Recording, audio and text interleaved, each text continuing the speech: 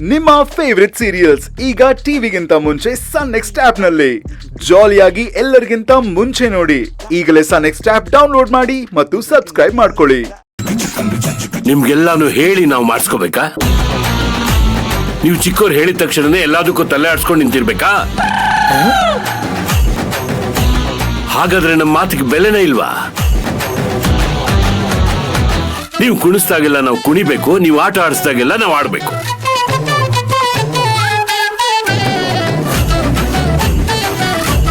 ಅಯ್ಯೋ, ಇದೇನಪ್ಪ ಯಜಮಾನ್ರು ಹಿಂಗ್ ರೊಸಿಗೆದ್ಬಿಟ್ಟವ್ರೆ. ಅಲ್ಲ, ನಾನೇನು ಮಾಡಿದೆ ಅಂತ ಹಿಂಗೆಲ್ಲ ಬೈತಾ ಬಿದ್ದವ್ರೆ. ನೋಡು, ನಾನಿಷ್ಟು ಮಾತಾಡ್ತಾ ಇದ್ರು ನೀನೇನೋ ಯೋಚನೆ ಮಾಡ್ತಿದ್ಯಲ್ಲ, ಇದೇನೋ ನೀನ್ ನನ್ ಕೊಡೋ ಮರ್ಯಾದೆ? ಅಯ್ಯೋ,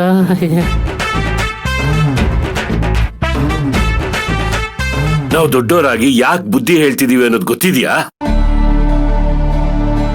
ದಾರಿ ತಪ್ಪಾರ್ದು ಅನ್ನೋ ಉದ್ದೇಶದಿಂದ ಹೇಳ್ಬೇಕಾಗತ್ತೆ. ಅದನ್ನ ನೀವು ಅರ್ಥನೇ ಮಾಡ್ಕೋತಿಲ್ವಲ್ಲ. ಇದೊಳ್ಳೆ ಸಾಹಸ ಗೊತ್ತಲ್ಲಪ್ಪ. ಈ ಯಜಮಾನ್ರೆ, ನಮ್ ತಾಯಣೆಗೂ ನೀವೇನ್ ಹೇಳ್ತಾ ಇದೀರ ನನ್ಗೊಂದು ಗೊತ್ತಾಗ್ತಾ ಇಲ್ಲ. ಇರಿ, ನಿಮ್ ಮೂಡ್ ಸರಿ ಇಲ್ಲ ಅನ್ಸುತ್ತೆ. ಒಂದ್ ಲೋಟ ತಣ್ಣಗ್ ಮಜ್ಜಿಗೆ ತಂದು ಕೊಡ್ತೀನಿ, ಕುಡ್ದ್ಬಿಟ್ಟು ರೆಸ್ಟ್ ಮಾಡೋರಂತೆ. ಏಯ್, ಅಧಿಕ ಪ್ರಸಂಗತನ ಮಾಡ್ಬೇಡ. ನನಗೇನಾದ್ರೂ ಬೇಕಾದ್ರೆ ನಾನು ಕೇಳಲ್ವಾ?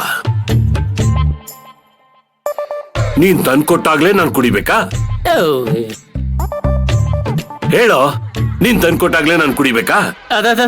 ತಪ್ಪಾಯ್ತು ಯಜಮಾನ್ರೆ. ಅಲ್ಲ, ನೀವ್ ಇಷ್ಟೊತ್ತು ಬೈದಿದ್ದು ನನಗೇನಾ, ಅಥವಾ ನಿಮ್ ಮನ್ಸಲ್ಲಿ ಬೇರೆ ಯಾರನ್ನಾದ್ರೂ ಇಟ್ಕೊಂಡು ಆ ಕೋಪನ ನನ್ ಮೇಲೆ ತೀರ್ಸ್ಕೊತಾ ಇದ್ದೀರಾ ಅಂತ? ನಿನ್ ಮುಂದೆ ನಿಲ್ಸ್ಕೊಂಡು ಮಾತಾಡ್ತಿದ್ದೀನಿ ಅಂದ್ರೆ ನಿನ್ಗೆ ಅಂತ ಅರ್ಥ ಮಾಡ್ಕೊಳ್ದೇ ಇರೋಷ್ಟು ದಡ್ಡ ಏನೋ? ಅದು ನಿಜ. ಈಗ ನಾನು ಹೇಳಿರೋದನ್ನ ಬೇರೆಯವರು ಅವ್ರ ಜೀವನದಲ್ಲಿ ಅಳವಡಿಸ್ಕೊಂಡ್ರೆ ಯಾರ ಗಂಟೆನೂ ಹೋಗಲ್ಲ. ನಾನ್ ಹೇಳ್ತಿರೋದು ಅವ್ರು ಒಳ್ಳೇದಕ್ಕೆ. ಮಾತಾಡಕ್ ಬರುತ್ತೆ ಅಂತ ಮಾತಾಡೋದಲ್ಲ. ಎದುರುಗಡೆ ಇರೋರ್ ಮನಸ್ಸನ್ನ ಅರ್ಥ ಮಾಡ್ಕೋಬೇಕು. ಮೊದಲು ಅದನ್ ಕಲಿ, ಸುಮ್ನೆ ತಲೆ ಆಡ್ಸೋದಲ್ಲ.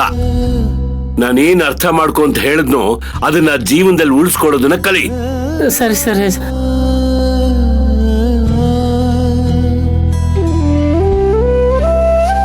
ಹೋಗ್ ಕೆಲ್ಸ ನೋಡೋ.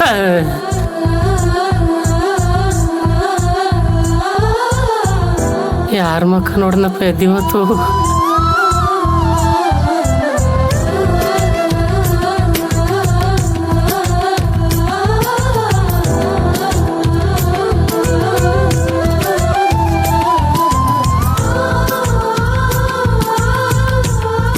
ನೋಡಿದ್ರಮ್ಮ ಇವ್ರಮ್ಮ, ದೊಡ್ಡ ಯಜಮಾನ್ರು ಹೆಂಗ್ ಬೈತಾವ್ರ ನನ್ಗೆ.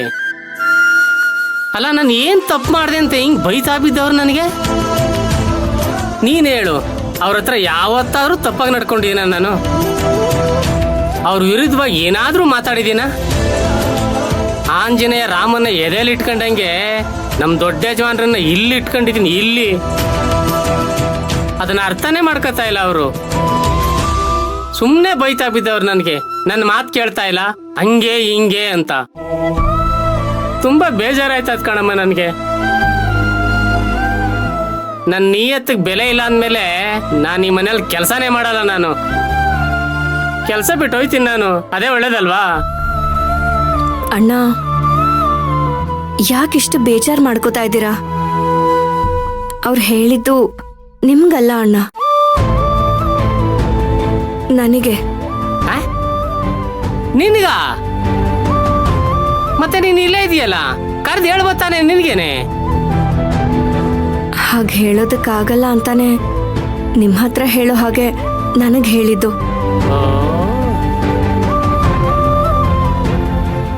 ನಾನು ಹೋಗಿ ಅವ್ರ ಹತ್ರ ಸಂಬಳ ಕೇಳಿದ್ದು. ಅವರು ಮೊದಲು ಬೇಡ ಅಂದ್ರು. ಆದ್ರೂ ಅವ್ರ ಮಾತನ್ನ ಕೇಳ್ದೆ ಬೇಕೇ ಬೇಕು ಅಂತ ಹಠ ಮಾಡ್ದೆ ನೋಡಿ. ಅವರು ನನ್ನ ಸಂಬಳಕ್ಕಿಂತ ಹೆಚ್ಚಾಗೇನೆ ದುಡ್ಡು ಹಾಕಿದ್ರು. ಅದನ್ನ ನಾನು ವಾಪಸ್ ಕಳಿಸ್ಬಿಟ್ಟೆ ಅಣ್ಣ. ಅವ್ರು ಯಾವ ಮಾತನ್ನು ನಾನು ಕೇಳಲಿಲ್ಲ ನೋಡಿ. ಅದಕ್ಕೆ ಆ ಕೋಪಕ್ಕೆ ನಿಮ್ಮೇಲೆ ರೇಗಾಡಿದ್ದಾರೆ. ಓಹೋ, ಇದು ಮ್ಯಾಟ್ರು. ಈಗ ನನಗೆ ಕ್ಲಿಯರ್ ಆಗಿ ಅರ್ಥ ಆಗೋಯ್ತು ಕಣಮ್ಮ.